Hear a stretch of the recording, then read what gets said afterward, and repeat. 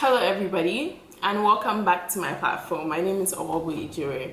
If you like my content so far, I advise you to subscribe to my YouTube channel. If you enjoyed this video at the end, make sure that you give it a thumbs up and you turn on your notification bell to get a notification every single time that I upload. Today we're going to be talking about something interesting. So I'm not very sure how I'm going to structure this. It's more of a story, but there are a lot of tips that I want to share and a lot of lessons that I learned from this story. So I think I'm going to blend them into each other. I'm not exactly sure how the structure is going to be, but hopefully I keep it interesting.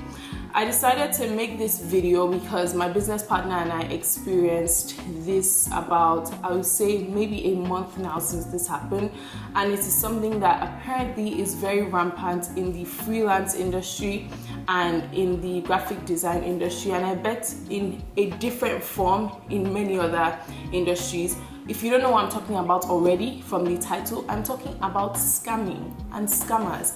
And in the business world, I've been approached by scammers in New York so many times. Those are stories for another day. Different forms of scamming, whether it's job scamming, so interesting. But I always keep an eye out for people who, one, seem too good to be true, or honestly, it just seems like they literally fell out of the sky. And I like to notice also maybe because I am Nigerian, so I always tell people, like, you can't scam a scammer, because I'm not to say that I'm a scammer or anything, but I'm very wary of scammers just because of like where I was raised. So now that I've done all of that talking, let me get into this particular experience and share with you guys what happened. So my friend, my business partner, she has her portfolio up on the internet, and we assume that this is how the person found her. We haven't started operating our business or any kind of revenue in our business yet, so our own business company website isn't up yet. So it's just her own personal portfolio that's up, and it shows that she does logo design, branding design, and whatnot. So this guy reached out to her. It's clearly an alias, like it's not a real name, and his name was Luke Bryan. And firstly, this is my first tip, the name. So Luke Bryan, maybe there's somebody out there named that, but those are usually two first names like put together. But we didn't read anything into it. He sent her an email and he said, "Oh hi, I would like you to create a logo design for my company. I own an interior design furniture type of company," something he put together, "and I would like you to do a logo design and a brochure." And we're like, okay, this is interesting. We're just getting into it. We haven't really advertised ourselves much. So how exactly did he find us to know like we provided these kind of services? So immediately bells started ringing off in my head, because that's just how I am. Bells always start ringing off in my head. So I said, okay, cool, let's look into it. So usually with our clients, our process is you reach out to us, you say that you want to do some work with us, and we ask you to schedule a consultation call. Let's get on a call, talk more about what your idea is. And I bet a lot of freelancers and a lot of designers also go through this process of doing a consultation call. So we asked him to schedule a consultation call, and he completely ignored that part, and he just emailed us back saying, he called it something coordinator, my program coordinator or something, is going to reach out to you guys with more details. So a brochure would usually entail a mission statement, a vision statement. So he said his coordinator is going to reach out to us with more details on the company and all of that. So we're like, okay, cool. But we asked him again, we prompted him again, can we schedule a consultation call with you to really get an idea of what your business is? And he was a bit hesitant, and then he finally responded. So another tip I'm going to say is, if you feel a sense of hesitation, nobody that is excited about their brand is going to be hesitant to jump on a call with you to make their logo. So if you feel a sense of hesitation from them, just think now that, okay, something sketchy is going on. Another thing is, he would text me or my business partner at 11 p.m. at night. why are you doing that? Like, who is texting? So sketchy hours like that, texting somebody at 11 p.m. at night. No. So we told him via text, I let him know we'd rather communicate with you via email, but he brushed over that again and he continued texting. So finally he agreed, okay, he'll schedule a consultation call and we can talk more about the business. But at this point he had already sent, because usually we'll ask you to answer some certain questions to prep some certain questions for the consultation call, but he had responded to those in email. But we want to get to know you, want to have that personal relationship with our client. So he finally agreed, and I think 6 p.m. one day he calls us and I start asking questions, trying to talk to him, and he was so rude. He was so rude. And I'm a give and take kind of girl. I'm so sorry. Like, I'm not working with any client that is going to be disrespectful to me. So he was taking. If he was rude to me, I told him, please don't speak to us like this. We are trying to do work for you. And at this point, I'm already like, this guy is a scammer. I'm interested in seeing what kind of scam he's doing, But he was being rude, so I was giving him exactly back the same energy that he was giving me. If you raise your voice on a call with me, I will raise my voice back. If we are going to start talking like animals, let's start talking like animals. So we had this call and he's just like, I already answered that question in the email. And I'm like, yes, but I'm asking you again. Can you say the answer again so I can understand it? And there was just that, and I was like, honestly, this call is getting on my nerves. We are not doing this work anyways. So he's like, okay, so I already told you my business manager is going to reach out to you, blah, blah. I'm like, okay, when should we expect to hear from your business manager? Should we expect to get an email from your business manager? He wasn't saying anything, and all of this hesitation to release any form of information was just red flags, red flags, red flags. So I picked up my phone, Google my best friend, and I searched specifically this logo brochure scam, and it's a thing that people do with the exact same type of company, one interior design furniture company, and we want to make a logo and a brochure, and their budget is about like $3,000, $4,000, and that sort of story, like the exact same thing. So we're like, okay, we always kind of knew he was a scammer, but now we really know that he's a scammer. And I was curious to see how far he was willing to push this scam.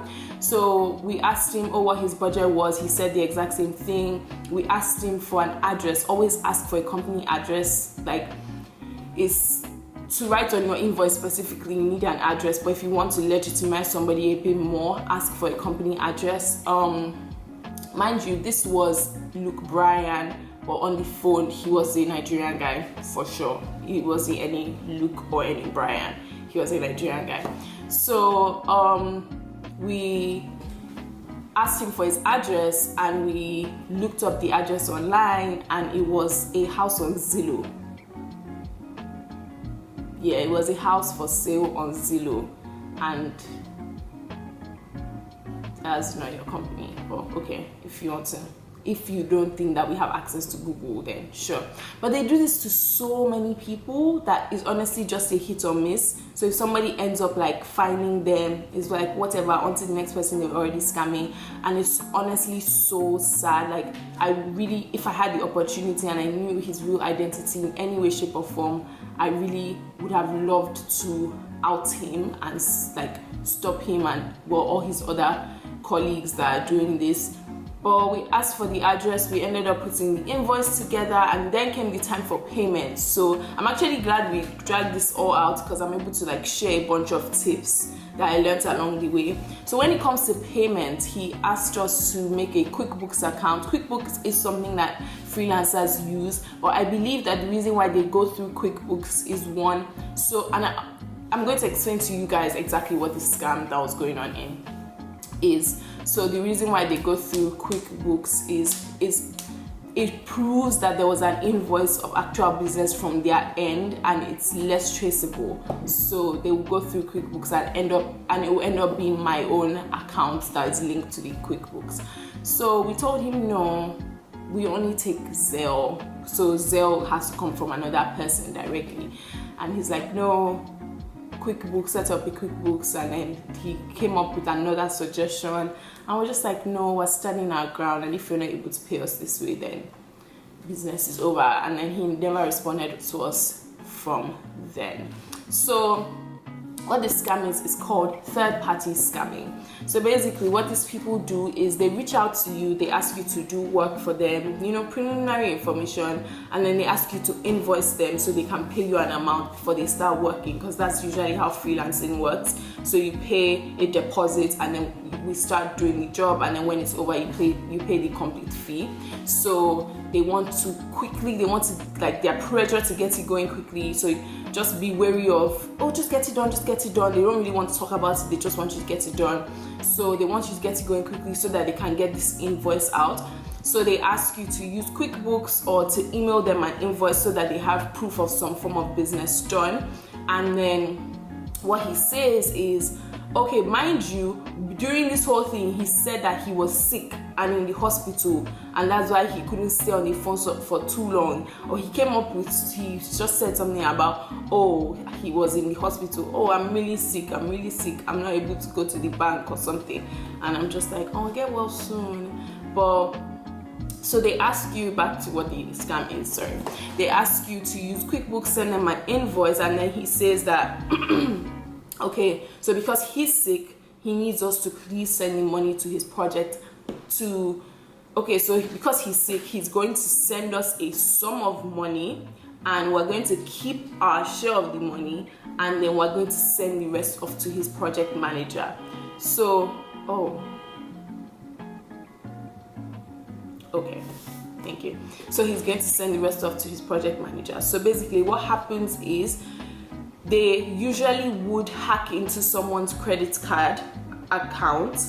They would so our transaction will be a total of $4,000. So let's say they hack into somebody's credit card account and they do a transaction of $10,000 directly to my account, and then they ask me to keep my share of the $4,000 and send off the remaining $6,000 to his project manager. So this is all illegal money. This is all stolen money, but it's only going through me. So it looks like the credit card account was hacked and that money was sent to my account, and that's really all the bank cares about. So it's clear that I had something to do with the scamming, the hacking, because my account was the one that received that transfer from the credit card account. And with QuickBooks, all you need is an invoice and they can make whatever payments method they need. So why they needed QuickBooks is obviously they don't have direct access to this person's bank, so they cannot make the transfer from there, so they can't use Zelle. So they use an account like QuickBooks where you fill in the information and that transfer is made to my account directly. And honey, I'm not going to start explaining to anybody that I was doing business with somebody and everything got mixed up. I'm not going to be your third-party scammer. So I think that I'm going to grab my iPad, because I wrote down the tips more clearly, like after sharing the story. I hope it was as cohesive as possible. But my tips will be, if it seems sketchy, it probably is. Just stay away from anything that seems sketchy or seems too good to be true. If the name that is being used, look it up. Maybe if you can find somebody's LinkedIn account that is Luke Bryan or whatever name they give to you, make sure that you look it up. Try and put a face to the name, sort of. Look up similar scams. It's something like I said, I've been approached by scammers a couple of times in my life, and what I usually do is I would literally go on Google and type in this scenario, and a lot of people on Reddit and all of these sites talk about their similar experience, and you just know it's a scam. Ask for their business address so you can look it up. Ask to go on it, to be on a phone call with them, so you can see if the person is real or not. When we had called him and we tried to call him back, there was a programmed lady that kept on saying, oh, this is a text only number, so the call can't go through because it's a text only number. So it's those like alias kind of numbers that people use, so you can track their actual phone numbers. Look up the company name itself. We looked up the company name, and it was called Dream Home, but it was completely linked to something else. Like I said, ask for a phone call, use secure payment methods as much as possible, a payment method that you can show that it came from this person and it went to this person for the sake of a business transaction. So if they're trying to avoid having their name linked to the payment method or anything like that, it's sketchy. Don't take more money than the invoiced money. Don't let anybody ask you to pay their project manager. That is absolutely not your job. You're not in HR or in their payroll company, so you're not paying anybody anything. Any money that is being transferred to your account, if it's 10 grand, I'm keeping that 10 grand. Then let's go to court. But I'm not paying anybody any money. So don't accept any more money than you were invoiced. The 10 grand thing was a joke. Report them if you get the opportunity to, like if you go far enough to trace some form of identity. Reach out to a bank, maybe the Better Business Bureau system, and report what's going on. They're not a legitimate business, so it might be a bit tricky, but try to share your story. If it's on Reddit, if it's on Google, one of these websites, I'm using my YouTube platform, try to share your story as much as possible. And always be wary, we're really hardworking people, freelancers, designers, kudos to us. And unfortunately, there are people out there who want to take us for idiots. They want to use us and they want to just, basically disrespect our craft and want to scam us and get money through us. But always be wary of those people. They are mean, and hopefully maybe somehow they can be eradicated, they can be caught. But yeah, it was my story with Luke Bryan, the scammer at Dream Home Enterprises. It was for people that are not scammed. It's funny, I can talk about it, but unfortunately there are a lot of people that do lose money or get in trouble with the government and have to explain themselves because they fall into traps like this. So I hope this was helpful to somebody, maybe in a similar situation, trying to see if this is a scam or not. Yes, it is a scam. And for people going forward, just learning to be wary. So thank you guys so much for stopping by my platform again. I hope to have a video up every single week. I was a bit late this week, but thank you guys for your patience and thank you guys for enjoying my content. I will see you guys next week. Again, my name is Owobwe Jere.